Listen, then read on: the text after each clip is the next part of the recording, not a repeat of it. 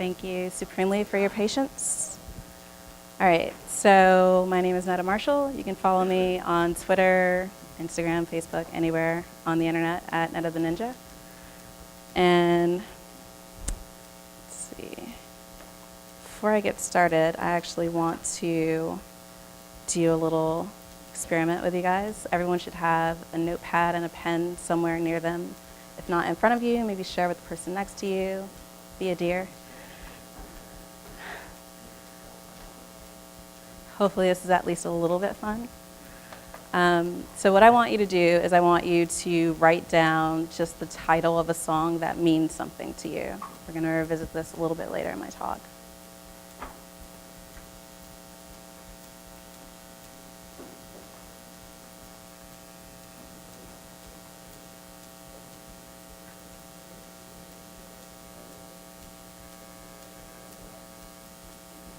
All right.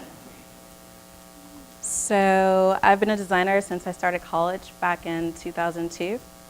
My background is actually in print design. I was putting together things like brochures and instruction booklets at a small agency that I got a job at in my first term.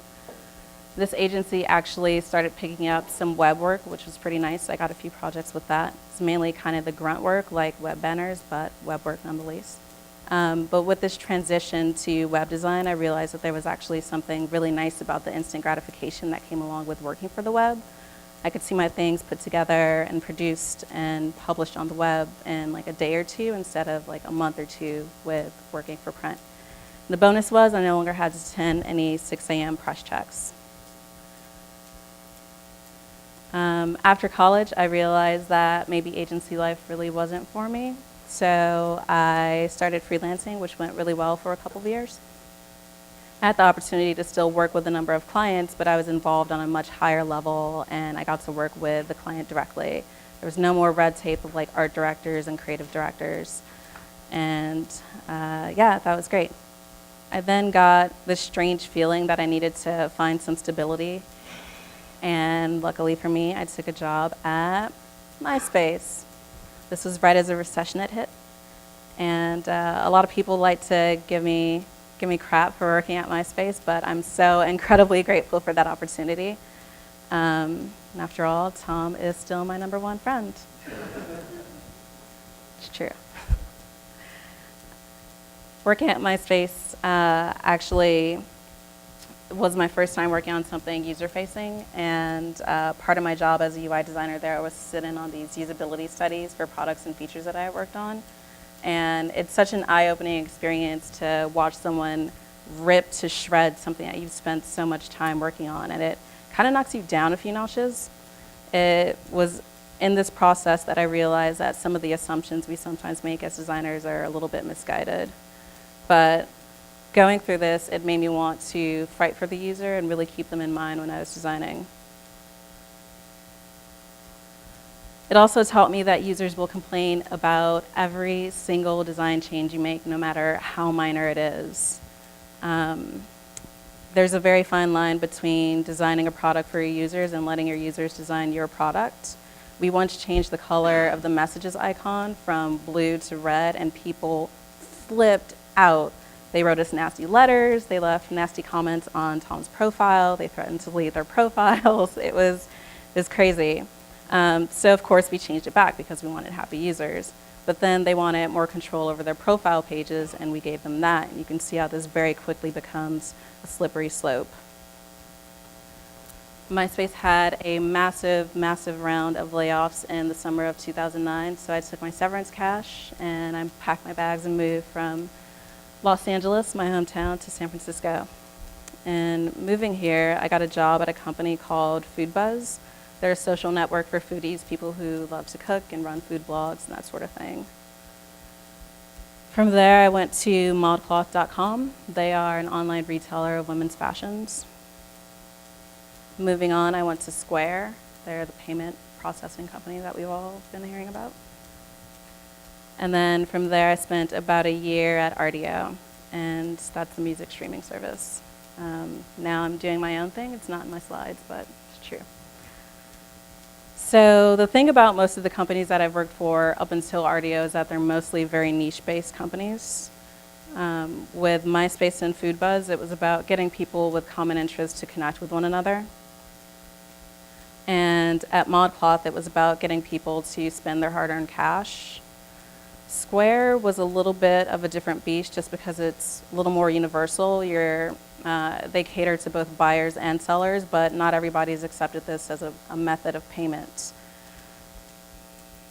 But at RDO, I was designing for the consumption of something very addictive and very pleasurable, but most of all, for everyone. And that is because everyone loves music. And I'd like to tell you a little bit about why. This gets a little bit sciencey, so stick with me. So music has existed in all cultures across history. From flutes in Bangladesh to hand claps in Timbuktu, we all love to listen to and make music. And at its core, music is just a series of audio frequencies and patterns floating through the air and meeting in your ear.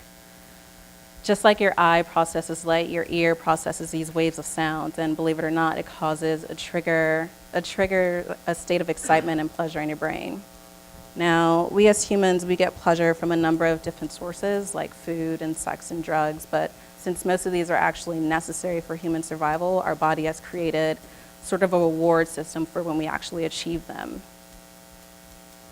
What's really happening is the release of a neurotransmitter called dopamine, or the feel-good chemical in the brain.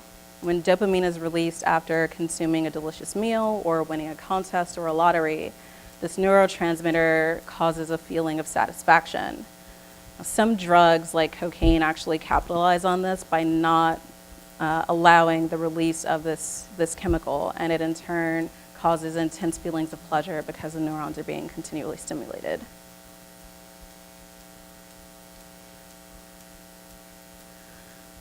So music has actually been called auditory cheesecake by Steven Pinker, who is a cognitive scientist and psychologist, because it doesn't have a direct survival benefit for humans.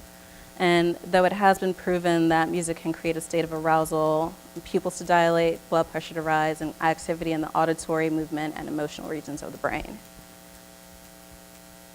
This emotional reaction causes a release of the feel-good chemical dopamine. Drug-induced dopamine rushes leave you craving more, which might explain why music sometimes becomes addictive. Dopamine tells the body that it was rewarded, and then we want to seek more of it. Music is incredibly powerful. It's been said to increase our language skills, our creativity, and our happiness over time. But I found that it also has a big impact on our memories. Have you ever listened to a song and been instantly transported to a previous moment in time? Music can actually trigger these events and lead attention away from the music that you're listening to and onto those remembered events in the past. In the summer of 2004, I was 20 years old and madly in love with a guy named Ali. We were perfect together. We liked the same types of music. We were into the same types of art. We both hated pickles. But we also complemented each other as well. I liked tea. He drank coffee. I was short. He was tall. I was quiet, and he was very outspoken. And I remember I would call him every day just to say, hey, I hope you have a good day. And he wasn't very good at expressing his emotions, but he one day expressed them for me in a song. That song was Making Days Longer by RJD2. It opens with the lyrics, it's nice to hear you say hello, and how are things with you? I love you. I would listen to that song for hours and hours on end, and I will never forget the day that I stopped listening to that song either. I hadn't heard from Ali in a few days, and there were really no mutual friends that we shared for me to contact and find out if he was okay. But finally I got a call, and I saw on the caller ID that it was his number, so I got super excited. He was calling to explain why he had been missing, everything would be fine. Except it wasn't him on the other line, it was a woman. And she explained that she was Ali's sister, and she was calling everyone in his address book with some devastating news. Ali had died a few nights before. Well, she didn't divulge too many details, but she did give her apologies and the promise to call back with funeral information. Time passed, but I still couldn't really find the strength to listen to Making Days Longer again. And when I did, I was immediately transported to that moment in time when he played the song for me. I mean, everything was all too familiar. There I was again, lying on my living room floor, all of the windows open, the hot air of LA blowing in, phone pressed to my ear, and the shitty audio quality blasting through from the other line. Isn't it amazing that music has this effect on us? I mean, anytime I listen to Blue Sky, Black Death, particularly the song Honestly, I'm taken to the streets of Seattle, umbrella open, galoshes on, and annoyed that it's been raining for days on end.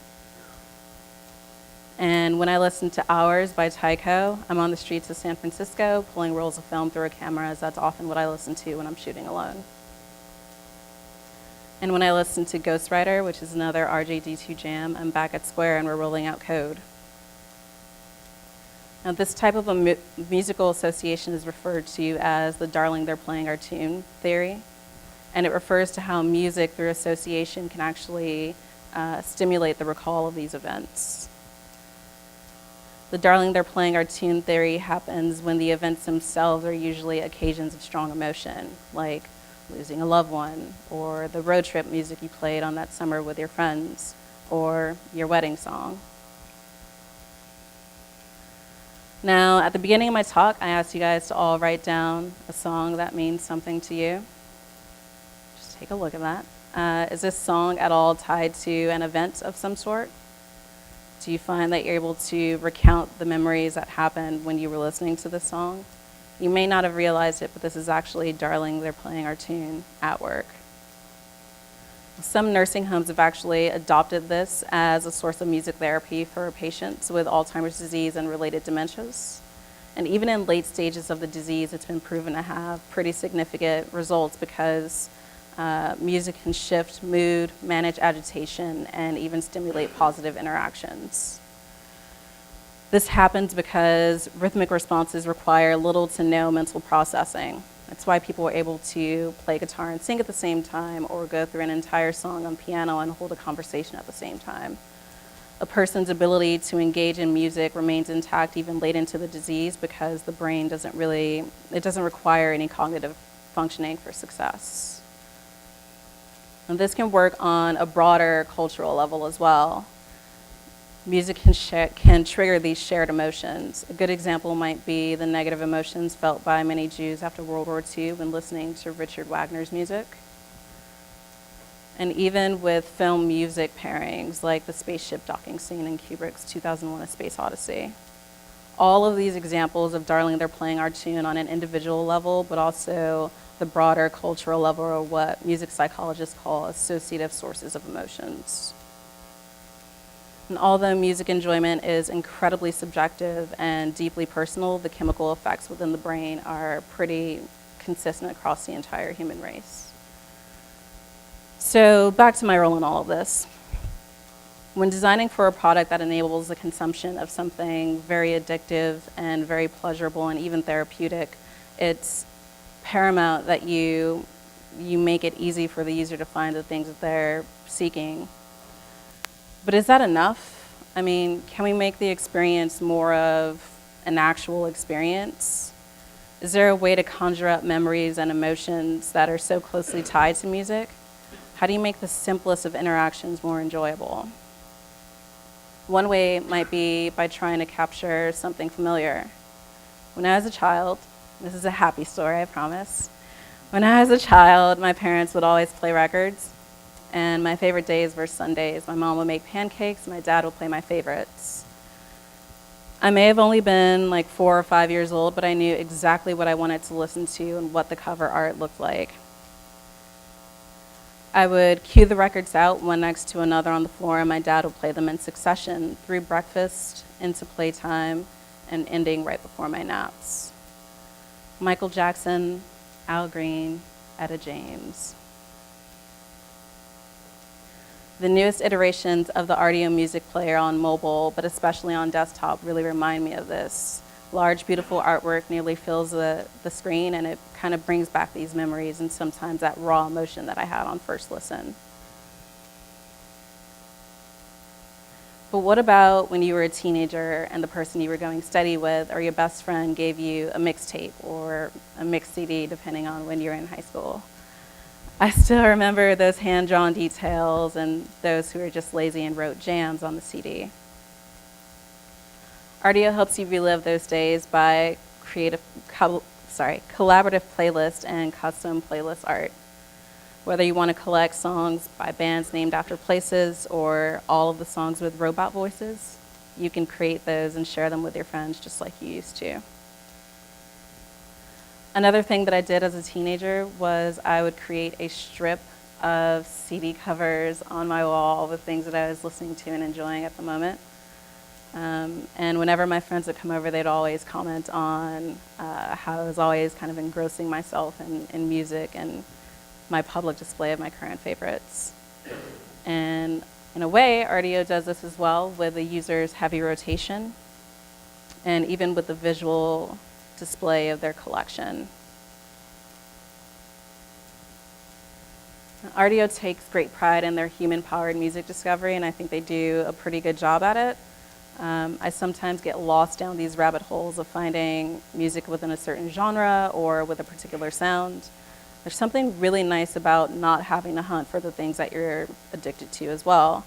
Discovery is made really easy with Rdio via artist stations and shares from friends and checking out similar artists.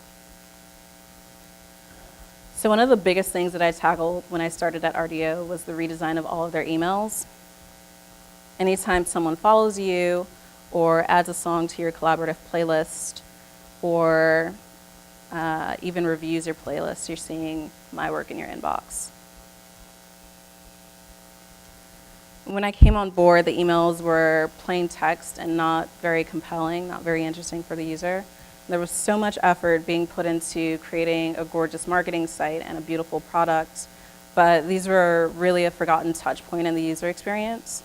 So I wanted to make them beautiful and exciting, emails that you actually enjoyed receiving and opening and hopefully reading. But moreover, I wanted this cohesion between our product and our marketing site and our communication.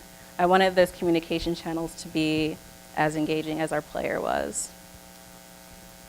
One of my favorite emails and features that I worked on at Rdio is new releases from artists in your collection and even reappearances of things that got pulled down by labels.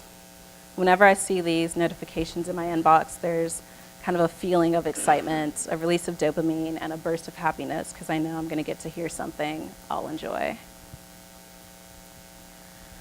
Now, surely there's something fascinating about finding a user across the country who also enjoys cat-themed cross-stitching, or there's satisfaction in devouring a home-cooked meal with local ingredients.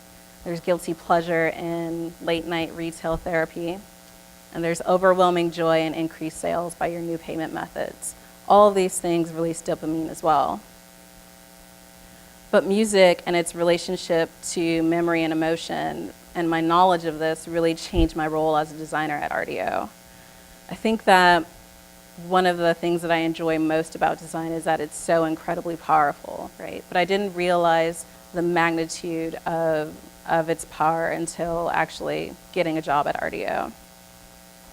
I suddenly had this power to evoke a much more personal experience with the users that I was actually designing for. I think that as designers and creators, we're all looking for ways to strike a chord with their users, whether it's with breathtaking UI or micro interactions in our products or even with playful copy. We're all just looking for a way to leave a lasting impression on them. We want to create things that they love using versus things that they just tolerate.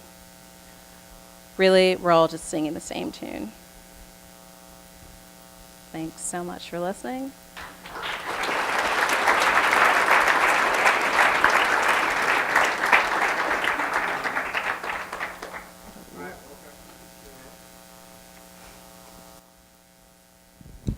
Hey. Hey. So when I think of Rdio, I think of a product that's really changed a lot over the past year or two. Yeah.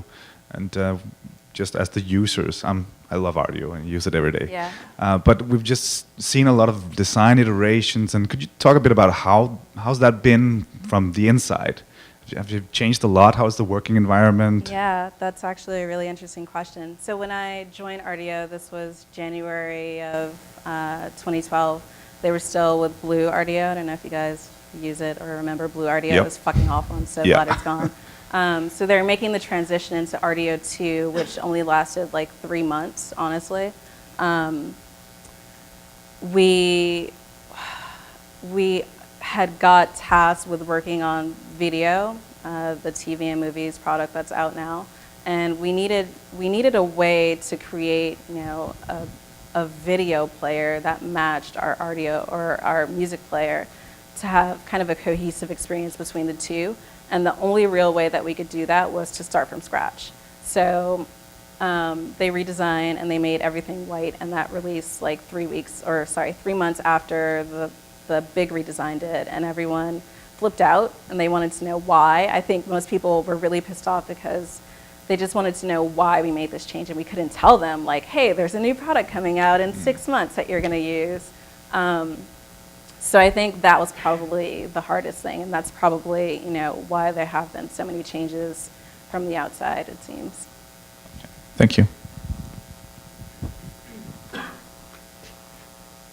Anyone else have a question?